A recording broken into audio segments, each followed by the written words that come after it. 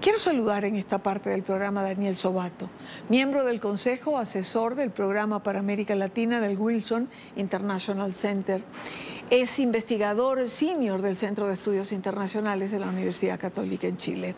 Es articulista y analista político. Señor Sobato, gusto en saludarlo. Buena tarde para usted. Buenas tardes, Idania. Siempre un placer estar con usted en su programa y conversando con su audiencia. Gracias. Igual para nosotros es un placer. Señor Sobato, son la observación de la OEA, la observación de la Unión Europea. Han reconocido a Daniel Noboa como ganador de las elecciones del domingo pasado. Sin embargo, hace unos minutos, el presidente de Colombia, el presidente Gustavo Petro, colocó un tuit o un ex al aire manifestando su preocupación por las elecciones en el Ecuador. Dice que los informes que recibe son preocupantes, a lo mejor no le ha llegado el de la OEA y tampoco el de la Unión Europea. Dice que la dirección de las elecciones estuvo bajo vigilancia militar directa, armada, con rostros en capucha. Dice que cada mesa tuvo fuerte presencia militar, que había veedores extranjeros que tuvimos que proteger porque tenían temor de no poder salir. Creo que el gobierno debe entregar las actas de cada mesa para ser verificadas. Hasta el momento me expresaré oficialmente. Quiero la mejor de las relaciones diplomáticas con nuestros vecinos, pero creo que las cosas deben aclararse al máximo, al igual que en Venezuela. Ojalá le pusiera al caso de Venezuela la misma pasión con que ha escrito este X en relación al proceso electoral. Sheinbaum, la presidenta de México, no se ha pronunciado como con beneplácito. ¿Por qué terminan viendo lo que los observadores en terreno no ven? Idania, mire, acá lo único preocupante del X del presidente Petro es su preocupación. Realmente yo creo que el presidente Petro tiene una larga lista de temas nacionales para preocuparse y ocuparse. Y segundo, realmente sus comentarios de todas las sandeces que dice en ese X, lo único que tiene una mínima coherencia es pedir que haya la mayor claridad posible. Porque pedirle al gobierno que entregue las actas implica que el presidente Petro no tiene la menor idea cómo se organizan las elecciones, no solamente en Ecuador, sino también en Colombia, porque las actas no las tiene el gobierno, las actas las tiene el órgano electoral. Que, por cierto, órgano electoral que nunca presentó las actas, donde sí debió haberse preocupado y presionado y ocupado, que es en el caso del fraude histórico que perpetró la dictadura venezolana el pasado 28 de julio. Así que pongamos las cosas en su lugar. Primero, concentrémonos en lo importante y alejémonos del ruido. Lo importante es que hubo un proceso electoral de segunda vuelta, un proceso electoral que fue ampliamente observado por dos misiones internacionales de la mayor credibilidad, como es el de la Unión Europea y como es el de la Organización de Estados Americanos. Dos misiones que estuvieron en la primera vuelta y que ante algunas alegaciones de irregularidades que en ese momento presentó el presidente Noboa, ambas misiones descartaron que en esa primera vuelta hubiese habido alguna irregularidad y esas decisiones y esas afirmaciones fueron recibidas muy positivamente por Revolución Ciudadana y por Luisa González. Ahora en esta segunda vuelta, las mismas misiones, con los mismos jefes de misiones, con las mismas organizaciones, vuelven a observar el proceso y ambas coinciden que la jornada electoral, y acá hay que ser preciso, la jornada electoral del pasado domingo transcurrió con mucha normalidad. Tanto es así de que los comentarios que ambas misiones ofrecen, la de la Unión Europea y la de la OEA, que también han querido ser tergiversados, no son aplicables para este proceso, sino que son recomendaciones a futuro, con las cuales yo coincido. Así que yo creo que aquí lo que hay que hacer es muy claro. El Consejo Nacional Electoral hizo un buen trabajo en la jornada electoral, no así durante el proceso electoral. Yo creo que en el proceso electoral hubo varias limitaciones que precisamente son recogidas en estas recomendaciones. Por ejemplo, el presidente no sacó las licencias que debió haber sacado. Por ejemplo, las peleas que tuvo con su vicepresidenta. Por ejemplo, un uso un poco abusivo de recursos del Estado, que generó ventajismo oficial. Por ejemplo, una declaratoria de estado de excepción 24 horas antes. Todos esos elementos, de una manera u otra, le fueron restando transparencia al proceso, pero no para quitarle la legitimidad al resultado electoral, y son recomendaciones a futuro, no para esta elección. Esta elección, en mi opinión, está cerrada y es materialmente imposible darle vuelta a una diferencia de más de 1.100.000 votos. Así que yo creo que si Luisa González y Revolución Ciudadana, que por cierto, ya hay una diferencia muy importante al interior de Revolución Ciudadana, es decir, el alcalde de Quito, el alcalde de Guayaquil, muchas otras figuras importantes del correísmo ya han reconocido el triunfo de Noboa, mientras estos presidentes están queriendo meter ruido donde no deberían meter ruido, sino al contrario, tratar de pacificar las cosas. Ciertamente. Además, en relación al organismo electoral y a la presidenta del Consejo Nacional Electoral, la señora Tamain, ha dicho que las actas están allí, que cualquiera las puede consultar. Es decir, el que tenga dudas, bueno, vaya y vea las actas, porque las ha ofrecido.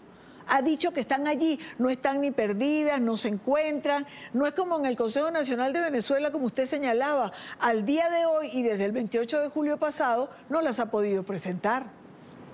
Absolutamente. Si además nadie nos cree, ni a usted ni a mí, yo invito a que ingresen a el sitio web del Consejo Nacional Electoral y que vean. Casi el 98% de las actas ya están validadas. Queda un 2% de actas no validadas, como ocurre en casi todo proceso electoral. La legislación electoral además es clara. Si usted tiene dudas, si usted no confía en el resultado, si usted cree que le hicieron fraude, no basta con alegar fraude. Hay todo un procedimiento basado en requisitos para que usted articule ante la autoridad electoral competente esa denuncia, acompañe todas las pruebas, muestre cuáles son las objeciones que a usted le hacen dudar y se inicia una investigación que arranca por la Fiscalía, terminará siendo resuelta, obviamente, en el Tribunal Contencioso Electoral y después habrá que acatar lo que se dice. Acá el tema, Idania, es la diferencia. Estamos hablando de 1.100.000 votos de diferencia. Eso implicaría tumbar, invalidar entre 40.000 y 50.000 actas. Es una cosa totalmente descabellada. Y hasta ahora los elementos que yo he visto o tienen que ver con el proceso electoral y no con la jornada electoral, o tienen que ver porque dice que dudan de que los resultados no coinciden con las encuestas. Estos son las escopetas disparándole a los zorros o los zorros disparándole a las escopetas, al revés. ¿Cómo vamos a decir es que los resultados no son confiables porque no coinciden con las encuestas? Se dice también una mentira grosera, que Luisa González perdió entre la primera y la segunda vuelta votos. Mentira, vayan de nuevo a la página web del Consejo Nacional Electoral y van a ver, mire, en la primera vuelta Luisa González sacó 4.510.000 votos, número redondo. En la segunda vuelta sacó 4.671.000 votos. Es decir, Luisa González aumentó más o menos en 160.000 votos su caudal electoral. Es cierto que Noboa pasó de 4.527.000 en la primera vuelta a 5.850.000. Esto es altamente improbable, pero no es imposible. Y además hay que tomar en cuenta que las elecciones de segunda vuelta, la segunda vuelta no es el segundo tiempo de un mismo partido electoral, sino que es otra elección. Y claro, el problema que está acá, fundamentalmente liderado por Rafael Correa y por Luisa González, es que ellos pensaron que tenían la elección ganada. jamás supusieron de que podían llegar a perder y jamás supusieron que podían llegar a perder por esta diferencia. Ahora, señor Sobato, Ecuador, por decirlo de alguna manera, da el banderazo de un ciclo electoral en América Latina. En agosto, Bolivia, el día 17. Y en Chile, 16 de noviembre. Luego viene Honduras, 30 de noviembre. La pregunta es si con las elecciones de Ecuador también se da el banderazo para un giro hacia la derecha. Lo primero sí, lo segundo no lo sabemos y habrá que ir viendo, pero el tema es más amplio aún, Idania. La importancia de la elección de Ecuador, además de la importancia y relevancia que tiene para el país, para Ecuador, hay que tomar en cuenta de nuevo todos estos elementos que señala Petro, de que había militares por todos lados. Es como si Petro viniera de Suecia o de Suiza.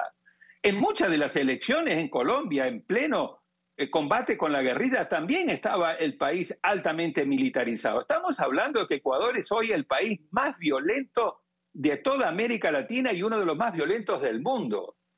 Y además tratar de inducir de que la presencia militar era que estaba generando coacción es una burda representación y realmente no le está haciendo ningún favor a la democracia en la región el presidente Petro. Vuelve ahora a esto. Además de esta importancia fundamental de esta elección para Ecuador, arranca la Agenda 2025, con elecciones, como usted bien dice, en Bolivia muy complicada, porque hay una gran fragmentación, una pelea al interior del oficialismo entre el presidente Arce, entre Evo Morales, pero también una gran fragmentación, lamentablemente, en la oposición, que tendría una gran oportunidad para generar una alternativa. Y quizás ahí sí un desplazamiento hacia la derecha o centro-derecha. En Chile, elecciones en noviembre, muy probablemente ahí vamos a tener alternancia y muy probablemente la derecha va a ganar. El problema es que hay que preguntarnos, ¿qué derecha? ¿La derecha más moderada de Evelyn Matei, Renovación Nacional, UDI, o una derecha a la derecha de la derecha, como se dice en España, con Kast o con Kaiser? Y después en Honduras tenemos las elecciones donde probablemente también podría generarse una alternancia dependiendo de en qué condiciones llegue el gobierno de Xiomara Castro a las elecciones de noviembre. Pero a estas elecciones, Idania, hay que agregarle 4 elecciones en el año 2026, 3 de ellas fundamentales en América del Sur. Perú, con un altísimo nivel de fragmentación, Colombia y Brasil, y luego Costa Rica en Centroamérica. Y en el 2027 tenemos las elecciones en Argentina, presidenciales, y en Guatemala. Así que en los próximos 3 años tenemos un nuevo superciclo electoral en América Latina, con 10 elecciones presidenciales y legislativas, incluida la de Ecuador, cuyos resultados realmente podrían llegar a reconfigurar el mapa político latinoamericano, sobre todo en América del Sur, porque de estas 10 elecciones, 7 van a tener lugar en América del Sur y 5 de ellas, mejor dicho, en países de gran relevancia: Perú, Colombia, Brasil, Chile y Argentina. Puede, como usted señala, reconfigurar el mapa de la región. Ahora, una pregunta. En todo este superciclo electoral, 25, 26, 27, en los Estados Unidos estará Donald Trump en la presidencia. ¿Tiene un peso esto particular? ¿Puede influir o no? Recuerdo la visita de Noboa al presidente Trump en Mar-a-Lago. Que va a tener un peso, no solamente va a tener, ha tenido y está teniendo un peso. Fíjese, ayer fue un día realmente de los 3 presidentes más cercanos al presidente Trump.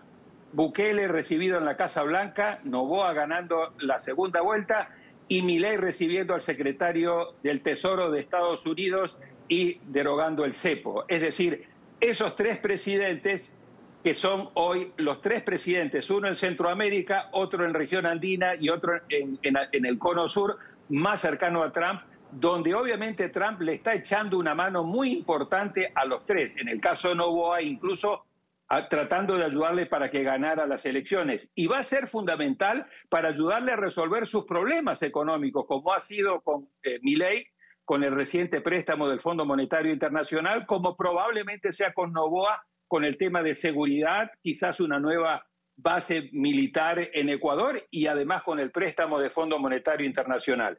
En las otras elecciones creo que Trump también va a tratar de jugar un papel importante, porque lo que está tratando de hacer la administración Trump es de reconfigurar o ayudar a reconfigurar el mapa político electoral latinoamericano para tener una buena cantidad de aliados a la posición más cercana a MAGA, a Make America Great Again. Así que ese elemento lo vamos a ver. Si va a tener efectos positivos, como tuvo en Ecuador, en mi opinión, o efectos negativos, es decir, que la cercanía de Trump, en lugar de ayudarte a ganar la elección, pueda complicarte, lo vamos a empezar a ver fuera de América Latina, pero en el continente. El 25 de abril en Canadá, donde la pelea de primero Trudeau y hoy del actual primer ministro liberal en contra de Trump le ha venido ayudando al Partido Liberal a reposicionarse en la competencia electoral. No sé si le va a alcanzar para ganar la elección, pero ahí estamos viendo otro fenómeno como el efecto Trump está jugando un factor importante en los resultados electorales, no solamente de América Latina, sino de todo el hemisferio. Daniel Sobato, analista. Gracias, señor Sobato. Como siempre, un gusto. Disfruto mucho nuestra El placer es mío. conversación. Feliz tarde, Idania. Igual para usted, igual para usted.